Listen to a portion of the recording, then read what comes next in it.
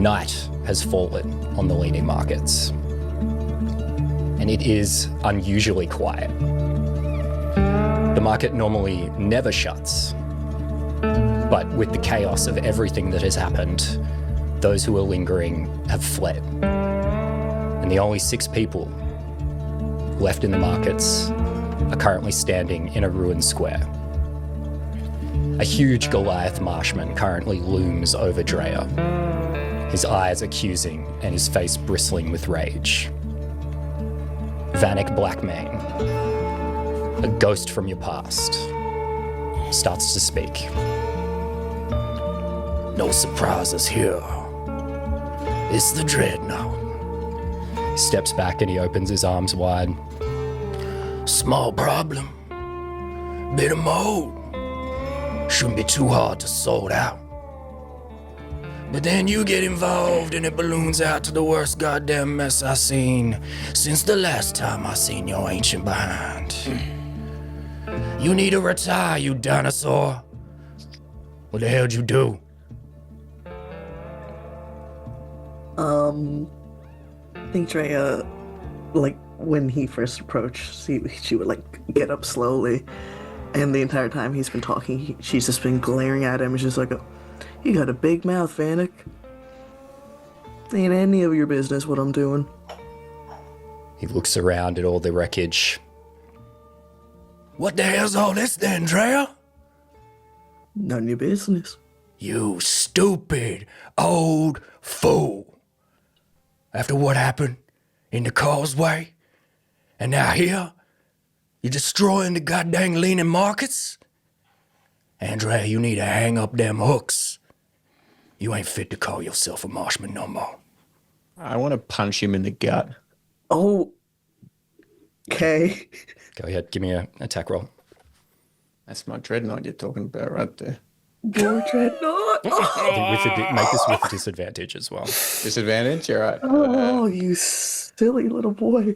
So the first one I rolled was a dirty 20, and the second one is a 14. So disadvantage would be the 14. You go to punch him and he just pushes you to the ground, and he looks at Drea. He goes, look at you. Got a whole squadron of morons around you now.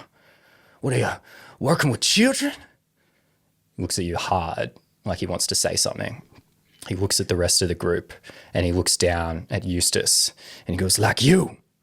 points at you. He says, What do you think of your hero now? Listen here, it's quite easy to shift blame, but what do you see you doing about it, all right? Rather than spouting your mouth, how about you help?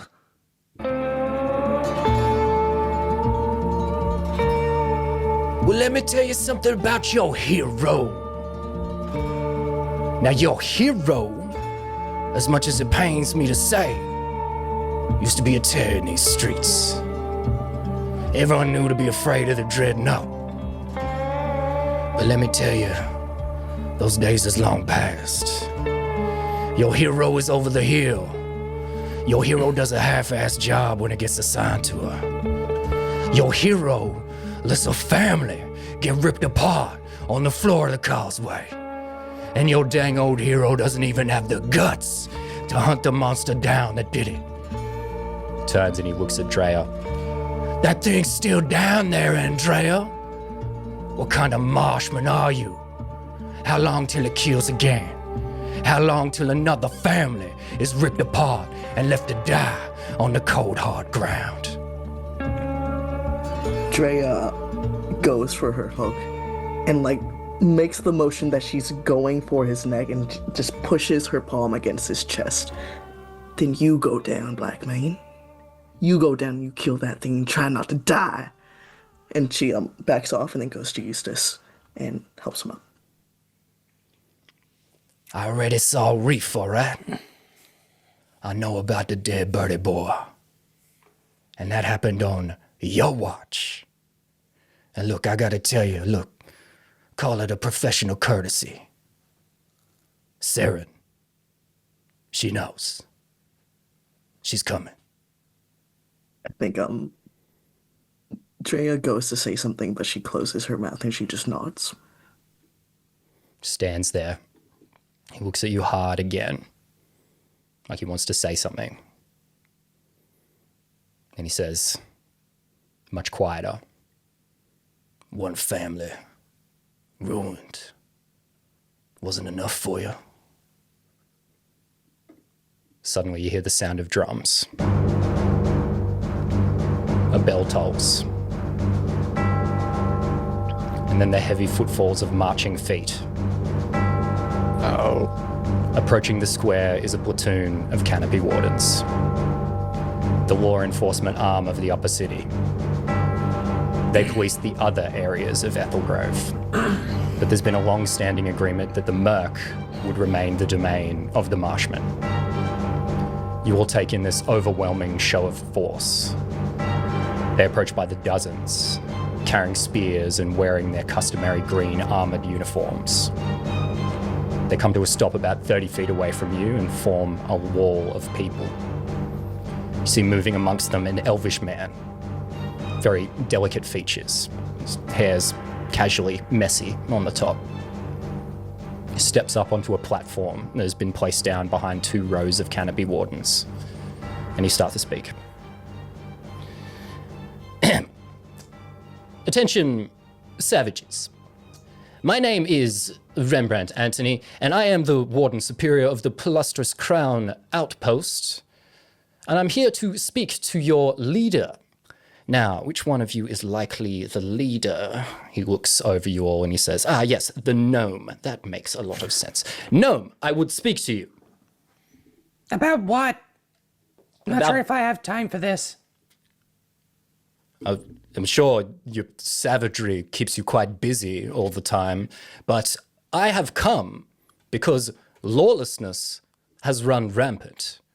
And you, clearly, as the leader of this group, have been... Oh, I'm no leader. Who's the leader here? I don't know.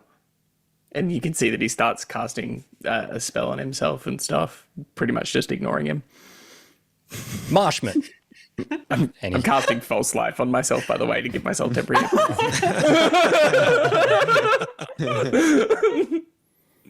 Marshman. He starts speaking to Drea.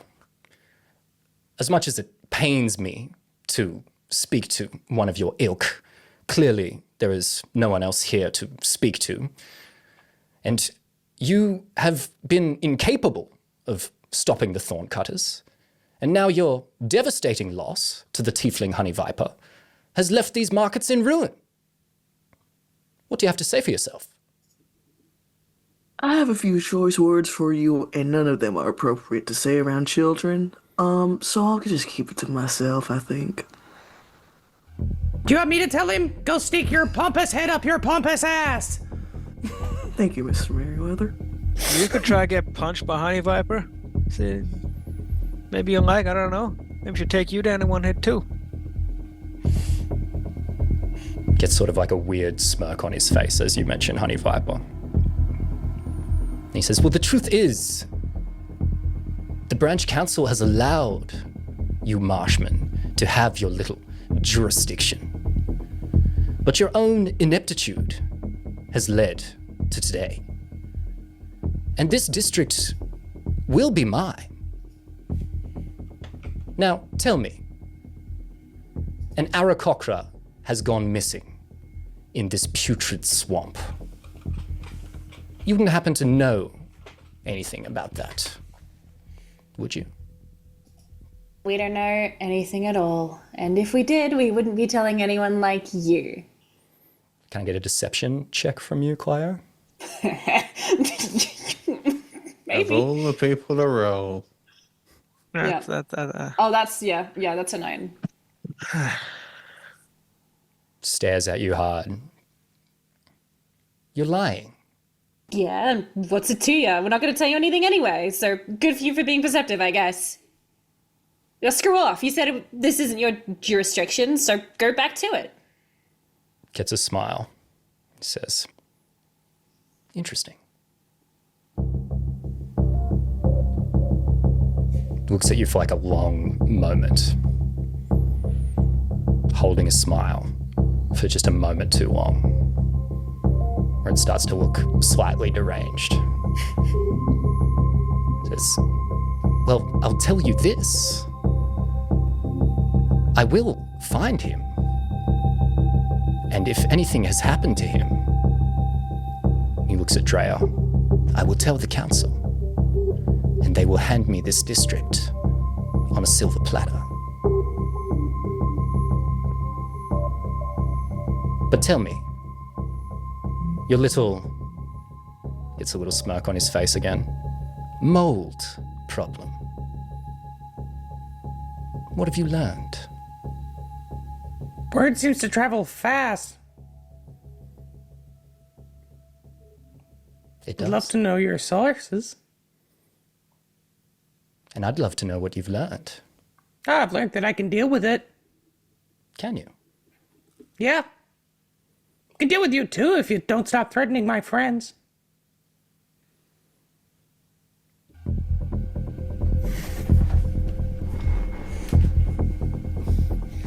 He shrugs his shoulders and he sighs. And he says, well, this has been so entertaining. And I'm sure you have plenty more to say. And do, apparently. But I regret to inform you that you are all under arrest. What is that? Cuts himself off. He looks off in the distance. He says, there's something up there. There's this weird pause. The wardens seem to not know what to do. Then a voice cries over the crowd. Warden!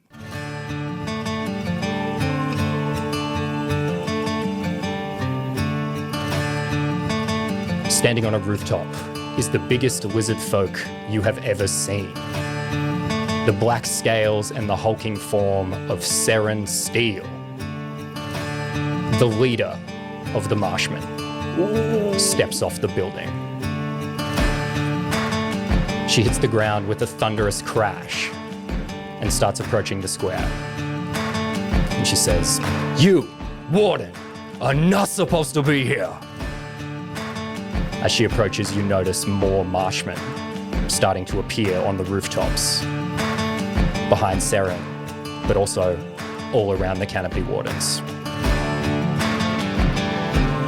She continues her approach, boldly striding through the stunned canopy wardens, till she is towering over Rembrandt Anthony. She reaches to her side and pulls out the huge hook that hangs there. She looks at Rembrandt and she says, get the hell out of the Murk.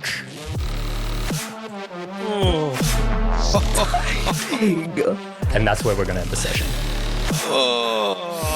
I'm just imagining as he's like, you're not supposed to be here. Gimbals is like, that's what I keep telling him.